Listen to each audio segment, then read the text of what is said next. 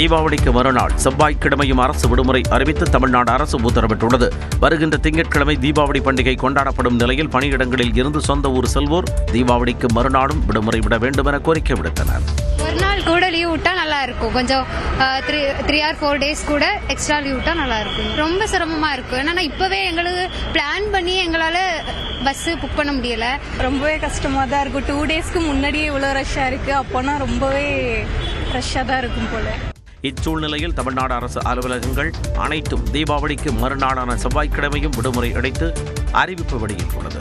இதன்படி செவ்வாய்க்கிழமை தமிழ்நாட்டில் உள்ள அனைத்து அரசு அலுவலகங்கள், பொதுத்துறை நிறுவனங்கள், பள்ளிகள், கல்லூரிகள் மற்றும் கல்வி நிறுவனங்களுக்கு விடுமுறை அளிக்கப்பட்டுள்ளது. இந்த விடுமுறையை ஈடு செய்யும் வகையில் அக்டோபர் 25ஆம் தேதி வேலை நாளாக இருக்கும் என தமிழ்நாடு அரசு தெரிவித்துள்ளது.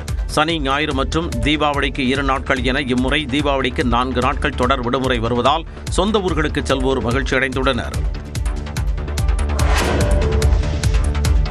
ஆணவ படுகொலைக்கு எதிராக சட்டம் இயற்றுவதற்கு பரிந்துரைகளை வழங்க தனி ஆணையம் அமைத்து முதலமைச்சர் மு க ஸ்டாலின் உத்தரவிட்டுள்ளார். சட்டப்பேரவையில் பேசிய முதலமைச்சர், சாதிய வேற்றுமைகள் விதைக்கப்பட்ட உடனேயே தமிழ் மண்ணில் ஒற்றுமைக்கான குரல்களும் ஒலிக்கத் தொடங்கியதாக கூறினார். மேலும் ஆணவ கொலைகளுக்கு காரணமானவர்களுக்கு கடுமையான தண்டனை வழங்கப்பட்டு வருவதாகவும் குறிப்பிட்டார். ஆணவ படுகொலை நடைபெறும் போது அது தொடர்பான வழக்குகள் அனைத்திலும் கடுமையான பிரிவுகள் பயன்படுத்தப்பட்டுள்ளன. ஆனால் இப்படுகொலைக்கு சாதி மட்டுமே காரணமல்ல, இன்னும் பல காரணங்களும் இருக்கின்றன. எதன் பொருட்டு நடந்தாலும் கொலை கொலைதான். அதற்கான தண்டனைகள் மிக மிக கடுமையாக தரப்பட்டு வருகின்றன. ஆணவ கொலைக்கு பின்னால் ஆண் ஆதிக்கம் இருப்பதாக முதலமைச்சர் சுட்டிக்காட்டினார். மேலும் ஆணவ கொலைகளுக்கு முற்றுப்புள்ளி வைக்கப்பட வேண்டும் என்றும் கூறினார். சீர்திருத்த பரப்புரையும் குற்றத்திற்கான தண்டனையும் வாளும் கெடையுமாக முன்னெடுக்கப்பட வேண்டும்.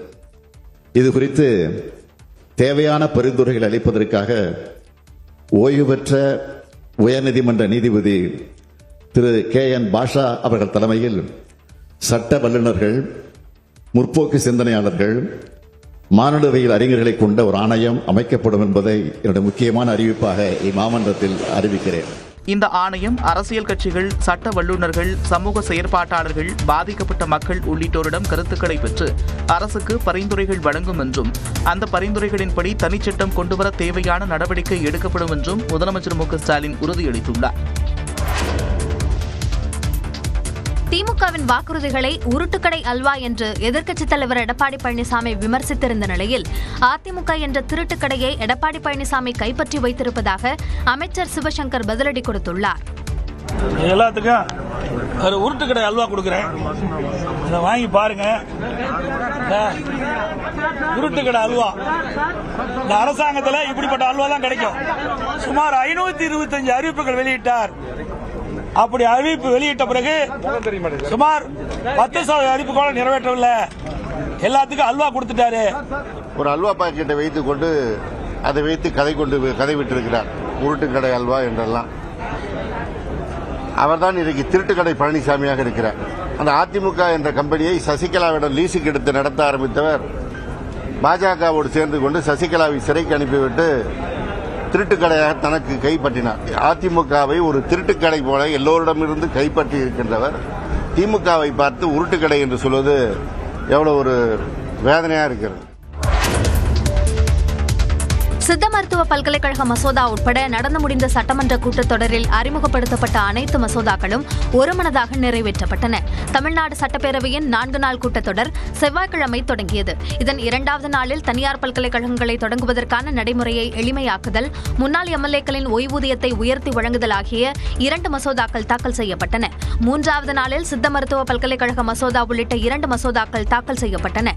கடைசி நாளான வெள்ளிக்கிழமையன்று தமிழ்நாடு கடல்சார் வாரிய திருத்த சட்டம், மின் நுகர்வு அல்லது விற்பனை மீதான வரி திருத்தச் சட்டம், தொழிற்கல்வி நிலையங்களில் சேர்க்கை தொடர்பான சட்ட முன்வடிவு, தனியார் கல்லூரிகளை ஒழுங்குபடுத்துதல் தொடர்பான சட்ட திருத்த மசோதா ஆகிய மசோதாக்கள் அறிமுகப்படுத்தப்பட்டன. மேலும் கடந்த 2024ஆம் ஆண்டு நிறைவேற்றப்பட்டு 18 மாதங்கள் கழித்து ஆளுநரால் திருப்பி அனுப்பப்பட்ட நிதிநிலை நிர்வாக பொறுப்புடைமை திருத்த சட்ட முன்வடிவு மீண்டும் தாக்கல் செய்யப்பட்டது.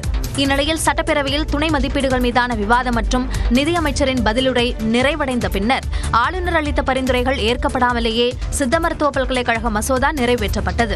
மசோதாவை திருப்பித் தருவதற்கு மாண்புமிகு ஆளுநர் குறிப்பிட்டுள்ள காரணங்கள் சட்டபூர்வமாக ஏற்றுக்கொள்ளத்தக்கவை அல்ல. மற்ற மசோதாக்களும் அடுத்தடுத்து ஒருமனதாக நிறைவேற்றப்பட்டன. இதனைத் தொடர்ந்து பேரவைக் கூட்டத்தொடர் தேதி குறிப்பிடாமல் ஒத்திவைக்கப்பட்டன. ஏற்போர் ஆம் என்க, மறுப்போர் இல்லை என்க.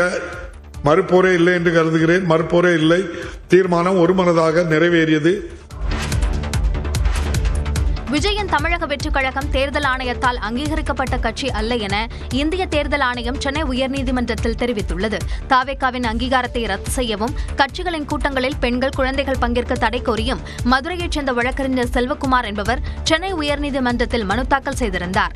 இதுகுறித்து பதிலளிக்க தமிழ்நாடு அரசுக்கும் டிஜிபிக்கும் நீதிமன்றம் உத்தரவிட்டிருந்தது.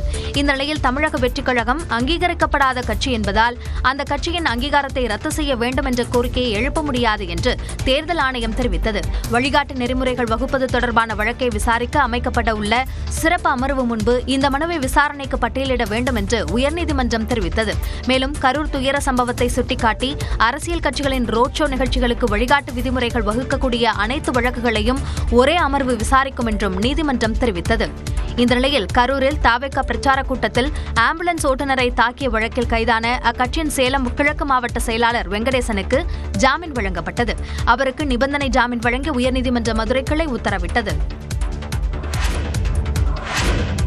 சாதி பெயர்களை நீக்குவது தொடர்பான அரசாணையை செயல்படுத்துவதில் இறுதி முடிவு எடுக்கக்கூடாது என உயர்நீதிமன்ற மதுரை கிளை உத்தரவிட்டுள்ளது.